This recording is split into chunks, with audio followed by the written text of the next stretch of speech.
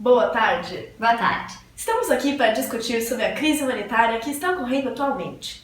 Estamos aqui com Maria Luísa para responder algumas perguntas. Primeiramente, quais as regiões de origem desses imigrantes e os fatores que os levam a emigrar? Esses imigrantes, eles vêm do Oriente Médio, do Norte da África, de países como a Síria, Afeganistão, Paquistão, Nigéria, Iraque, Sudão, Etiópia e Somália. Esses fluxos migratórios, eles são impulsionados pela violência que vem ocorrendo, que vem na verdade atingindo essa região, né?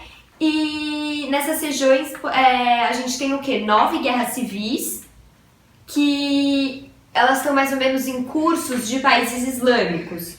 Então, por exemplo, a Nigéria e o Paquistão. E além disso, os iraquianos, eles ficam fugindo, né, do seu próprio país devido às ofensas dos estados islâmicos. Então é uma situação super complicada, né?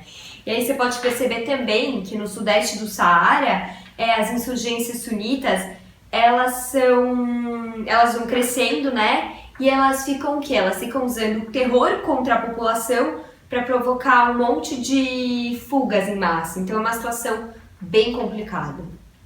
E eu queria que você respondesse pra gente, por favor, né, como que os governos, né, os estados europeus, eles estão lidando com o problema que está sendo gerado por essa imigração em massa.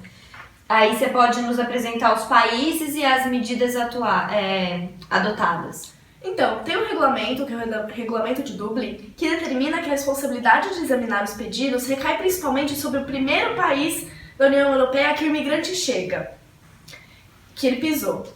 Entretanto, isso traz diversas consequências para os países que se localizam nas bordas, porque quando o imigrante chega pelo mar, é lá que ele tem que ficar.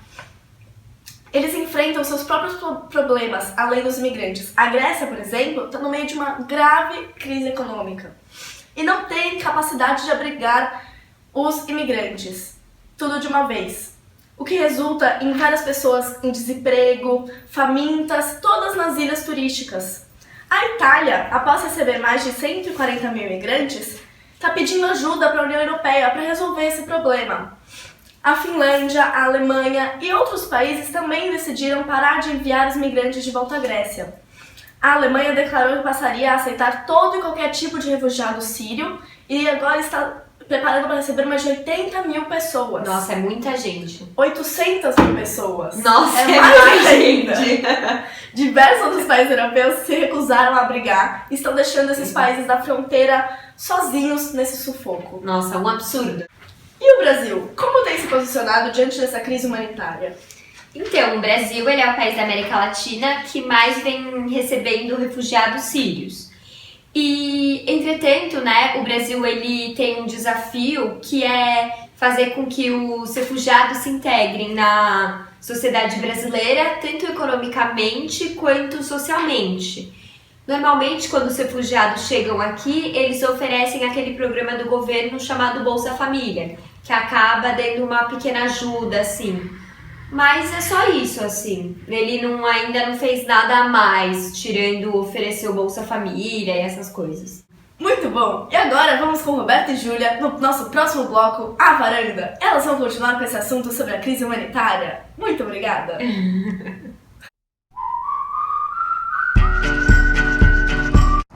Boa tarde, agora iremos fazer um paralelo com a imigração no século XIX para o Brasil. Júlia, no século XIX, o Brasil recebeu milhares de imigrantes que foram absorvidos como mão de obra em muitas fazendas de café no interior de São Paulo. Quais são os motivos dessa imigração no século XIX? Então, o principal motivo da vinda de imigrantes foi a falta de emprego provocada pela Revolução Industrial nos séculos XVIII e XIX, porque o avanço tecnológico dispensou o trabalho humano em muitas fábricas. O país que mais forneceu imigrantes foi a Itália, porque passava por uma crise econômica, e a ideia de que o novo mundo proporcionaria melhores condições de vida fez com que vários italianos viessem para o Brasil.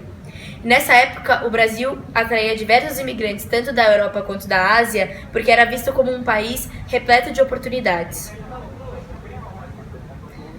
Você pode relacionar essa entrada de imigrantes com o fim do tráfico negreiro em 1850?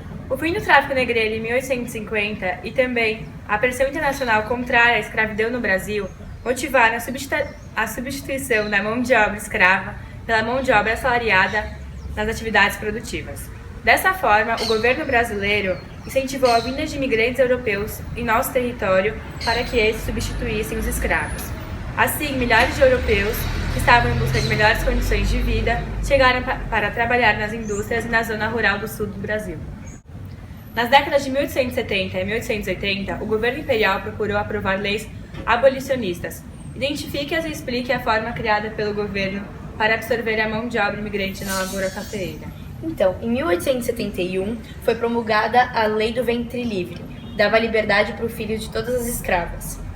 Além disso, em 1888, entrou em vigor a Lei dos Sexagenários, que também é conhecida como Lei Saraiva-Cotegipe, que concedia liberdade para os escravos mais velhos do que 65 anos, maiores de 65 anos.